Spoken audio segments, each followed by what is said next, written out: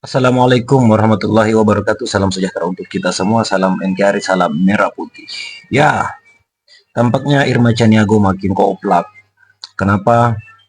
Karena beliau secara tidak langsung menolak penghapusan threshold yang dilakukan oleh MK. Jadi threshold itu teman-teman ialah nilai ambang batas atau nilai minimal ambang batas pencalonan presiden dan wakil presiden yang kemarin itu 20% harus terpenuhi minimal ya, baru bisa lolos sebagai calon presiden dan wakil presiden. Dan sekarang itu dihapuskan oleh MK, artinya sudah 0%, artinya tiap parpol itu bisa mengusung siapa siapa calon presiden dan wakil presiden nantinya. Dan ternyata ini Rocky Gerung sudah jauh-jauh hari untuk mengusulkan dihapuskan threshold ini. Dan di video kali ini juga ada terkait Rocky Gerung membahas tentang sejarah threshold itu muncul, kapan sejarahnya dan apa tujuannya. Memang agak lain ini guys. Oke, mari kita simak videonya. Begini Bang Mardhani, Ini.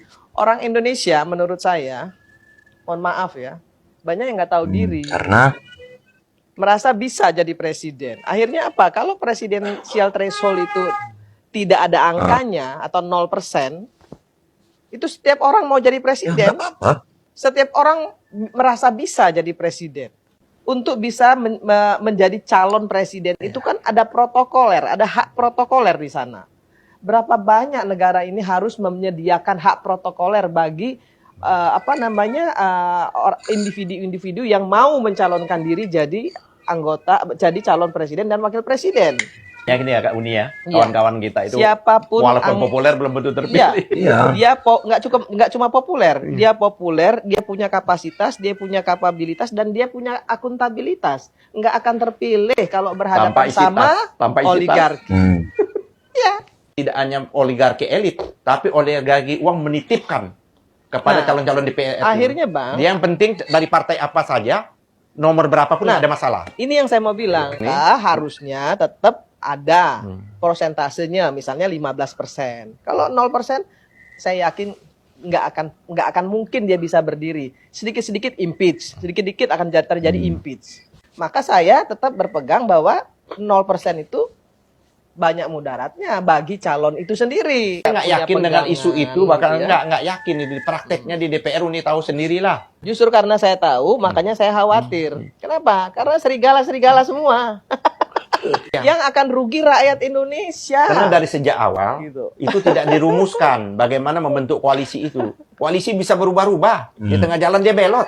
Yang rugi rakyat Indonesia. Padahal dia pada waktu visi dan misi partai itu jelas berbeda. Seharusnya dia pertahankan dong untuk running berikutnya. Ide dan gagasan, masa ide dan gagasan ini bisa belot di tengah jalan? MK tidak dapat dipercaya lagi. MK macam-macam itu. Udah mulai tagar-tagar seperti itu. Rusak kita akan bernegara. Harus seperti apa gitu untuk kita bisa menyajikan kepada rakyat nih, silakan pilih untuk mendapatkan yang maksimal. Kalau mau dapat yang maksimal, mulai dari yang paling minimal. Apa yang minimal itu? Basic dari yang minimal kompetisi bebas. Jadi nggak boleh ada barrier to entry. Threshold itu membuat orang nggak bisa maksimal. Kan gitu kan? Jadi bikin nol, nihil sebetulnya threshold, baru orang dapat yang maksimal. Gitu. Nah itu karena itu gue lagi ajuin judicial review yang udah kali-kali ditolak. Udah ditolak. Ya, sekarang lagi nggak Mas? Ya gimana? Ajuin Nggak lagi. bisa lagi kan? Partai udah ditolak, individu udah ditolak. Iya, itu gabungan organisasi juga ditolak. Apalagi? Jadi siapa yang boleh jadi presiden? Tidak bisa, memang hanya dirubah di Udah DPR. dijagain parpol terus. Iya karena itu. Dijagain Jadi parpol Mahkamah Konstitusi jadi Mahkamah Konstipasi gitu. Jadi kekacauan itu terjadi karena memang seluruh threshold dipasang untuk mengakali SBY sebetulnya. Ya, saya terangin dulu sejarah threshold. Oke, kita balik dulu ke 2009, berarti 2004. 2004 itu SBY jadi presiden. Sebelumnya DPR memutuskan thresholdnya itu harus 15%. Karena mau menghambat SBY yang pada waktu itu survei baru 7%. Jadi kalau pasang 15% dianggap SBY nggak akan menang tuh. Ternyata SBY otaknya cerdas. Bahkan SBY melampaui PDIP. Lebih ekspektasi dari yang ada. Jadi kalau dibilang SBY yang pasang, lo SBY sendiri pada waktu itu belum kuat di DPR. Yang kuat adalah PDIP. PDIP, Jadi threshold itu dipasang oleh PDIP. PDIP ya. Akhirnya SBY bisa lompati itu, kecewa PDIP. Keterusan sekarang tuh. Tentunya SBY merasa Akal-akalannya keterusan berarti nih. akal-akalan keterusan. Kan mestinya kan ya SBY ya senang aja 20% kan gua sekarang udah jadi tuh. Jadi yang lain sekarang kecewa. Jadi kekecewaan itu kita mau selesaikan sekarang. Karena threshold dari dulu itu akal-akalan untuk mencegah seseorang. Nah, itu yang mesti dipahami oleh Mahkamah Konstitusi. Dulu threshold dipakai karena pemilihan legislatif mendahului pemilihan presiden. Jadi ada masuk akalnya tuh. Ada jeda berapa bulan waktu itu kan? Nah sekarang sama-sama. Ya bagaimana pasang threshold dipilih sama-sama kok? Iya. Kan kita belum tahu hasil dari legislatif. Dipakai hasil yang 5 Dipakai tahun hasil yang yang lalu. dulu. Loh itu kan tiket yang udah hangus, kemana? Ini Bang, pertanyaanku adalah kenapa partai-partai itu nggak bergerak untuk jadi membatalkan PT itu loh Bang? Karena kan gini, kalau misalnya nggak ada PT, maka setiap partai bisa mengajukan sendiri-sendiri gitu loh. Kadernya dia yang keren, Betul. siapa yang Iya, tapi saya penasaran pintar gitu kok. keengganan itu kenapa ya Bang? Gini, Ah, sebetulnya 2017 sebelum 2019 undang-undang pemilu itu diajukan dengan threshold 20%. 20%. Gerindra, PKS, Demokrat dan PAN walk out. Jadi sebetulnya mereka udah pernah protes, Oh, oke. gitu. Lalu dibujuk lagi oleh Jokowi. Gue masukin lo di dapat posisi-posisi itu Berhasil lah sama PAN. bujukannya. Tapi Demokrat dan PKS tetap nggak dapat kan. Jadi karena itu tadi Demokrat dan PKS akan maju ke Mahkamah Konstitusi itu, karena dia punya legal standing untuk ikut pemilu. Kan itu intinya. Tapi nanti Mahkamah Konstitusi akan balikkan. Itu DPR aja yang putuskan dong. Nah itu tinggal DPR yang putusin kan Nah berarti.